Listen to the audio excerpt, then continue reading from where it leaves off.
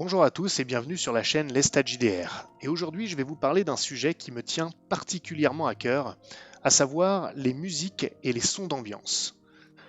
Parmi tous les outils qui sont mis à disposition des maîtres du jeu, c'est celui que j'utilise le plus largement, voire même systématiquement. Je ne suis pas un grand utilisateur d'images, par exemple, je n'utilise jamais de battle map, mais alors la musique et les sons d'ambiance, c'est une obligation, c'est fondamental dans mes parties. Je ne laisse finalement jamais de silence dans mes parties. Il y a toujours au moins un son d'ambiance. Et certains ne seront pas d'accord avec ça. Mais moi, quand il m'arrive de jouer en tant que joueur du coup à du jeu de rôle sans musique, sans son, ça me fait bizarre, ça laisse comme un vide. Donc pour moi, c'est absolument fondamental. Et aujourd'hui, je vais vous parler des trois types de sons que j'utilise dans mes parties, à savoir les musiques, les sons d'ambiance et les bruitages ponctuels.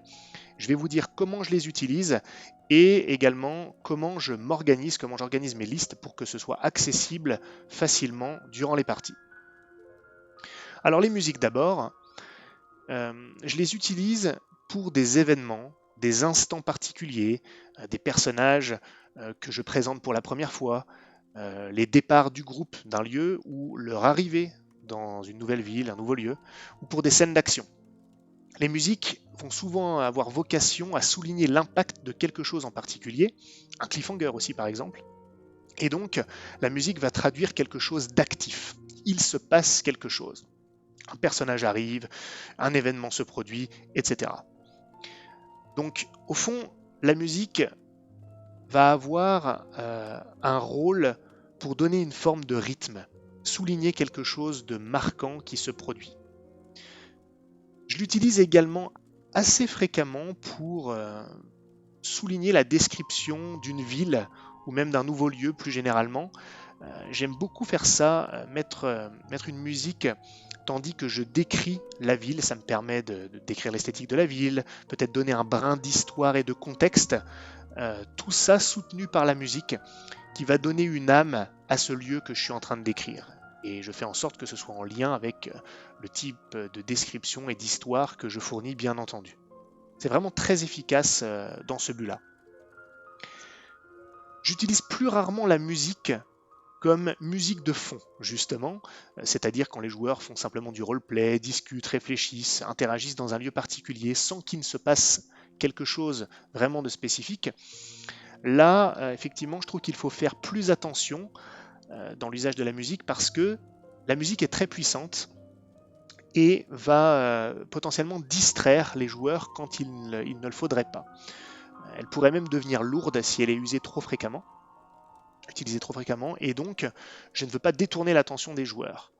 Néanmoins, ça m'arrive quand même de l'utiliser ponctuellement comme fond sonore, sur certains lieux, notamment les lieux un peu paisibles, une taverne, un village, parce que là, ça me permet de choisir une musique assez calme, donc qui peut se faire discrète, et ça fonctionne du moment que la musique reste assez uniforme, justement dans le but de ne pas distraire l'attention des joueurs dans un cas comme celui-ci. Mais vraiment, la musique va permettre de faire ressentir ce qui se passe aux joueurs. Ça va vraiment être un support à la narration, au conte du maître du jeu, qui va surtout avoir pour objectif d'aider les joueurs à se projeter, notamment visuellement, bien qu'évidemment on puisse faire passer de l'émotion par le conte, mais la musique est vraiment puissante pour ça, pour que les joueurs puissent ressentir ce qui se passe en plus de le visualiser.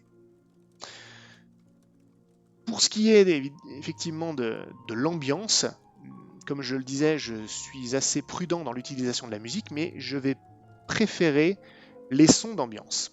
Je vous invite à regarder sur YouTube, il y a plusieurs chaînes qui se spécialisent dans le fait de proposer tout un panel de sons d'ambiance.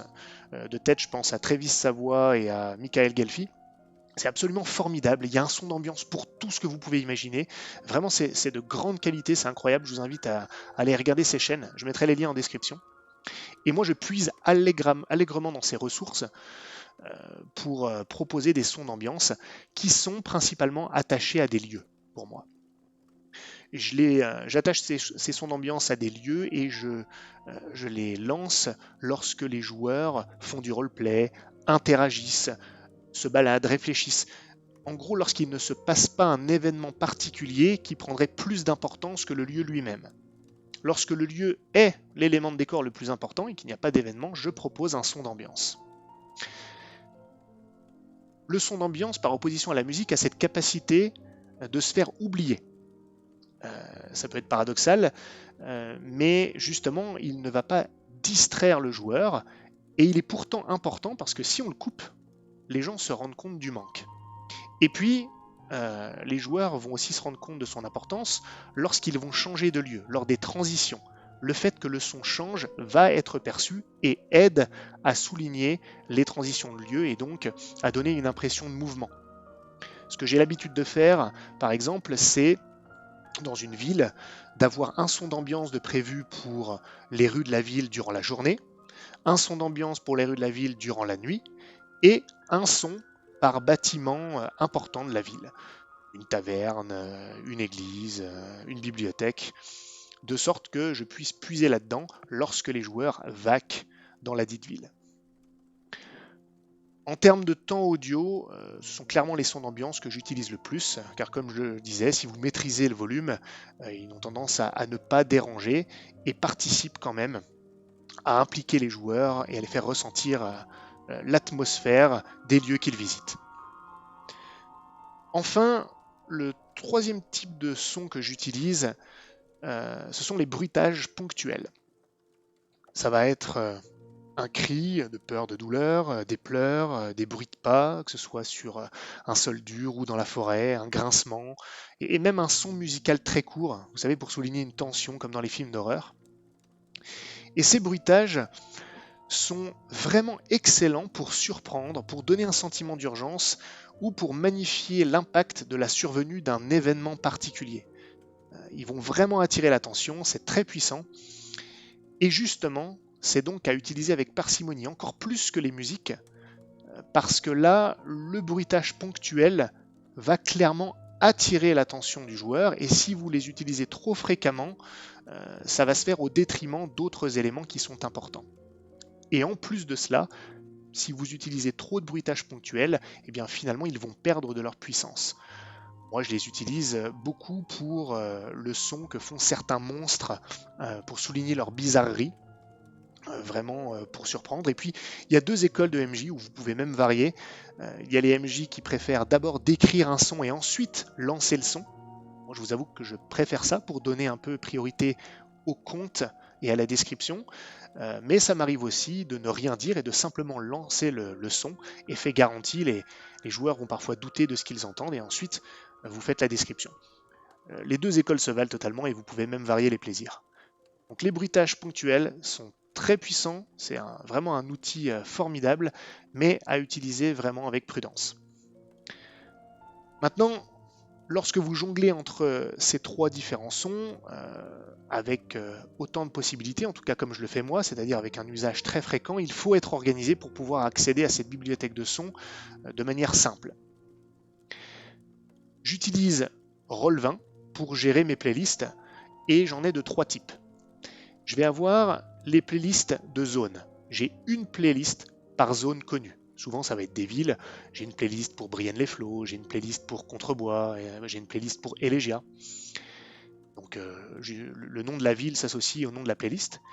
Et à l'intérieur de ces playlists, je vais avoir un son d'ambiance par lieu connu dans la dite zone.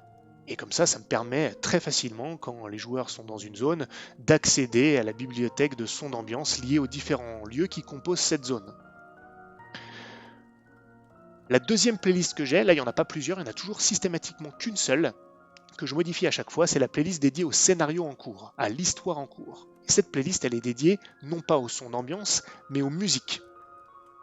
Et là, chaque musique est associée à un événement ou à une phase particulière que j'ai prévue dans le scénario, ce qui ne veut pas dire que tout ça se déroulera dans l'ordre connu, et même parfois, certaines étapes seront passées par les joueurs, ou parfois ils en créeront d'autres, bien sûr, hein, on est ouvert, on ne se limite pas, mais en tout cas, par rapport à ce que j'ai prévu, j'ai une liste de musique en fonction des événements qui peuvent se produire.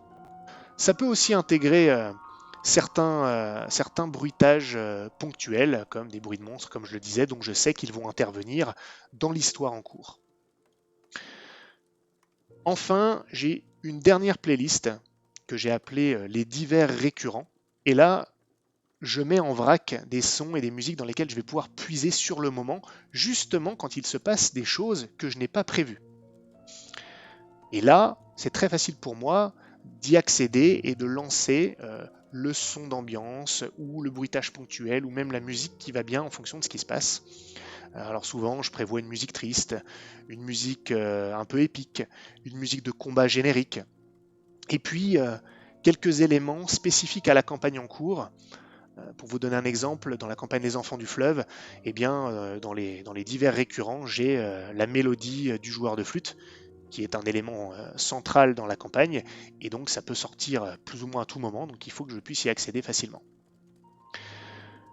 Un autre exemple également de l'utilisation de cette playlist bien utile, récemment dans une scène, un de mes joueurs a décidé de se recueillir sur la tombe de son père et il lui a même parlé. Très bonne scène roleplay de la part de ce joueur d'ailleurs.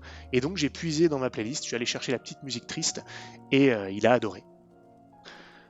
Donc voilà, les musiques, les sons d'ambiance, les bruitages ponctuels sont vraiment des outils incroyables pour magnifier vos parties de jeux de rôle. Je vous encourage à les utiliser, mais pour ça, donc, il faut savoir un peu s'organiser. Et j'espère que mon partage aujourd'hui vous aura aidé pour cela. Si c'est le cas, n'oubliez pas le pouce bleu, abonnez-vous à la chaîne et on se voit pour la prochaine vidéo.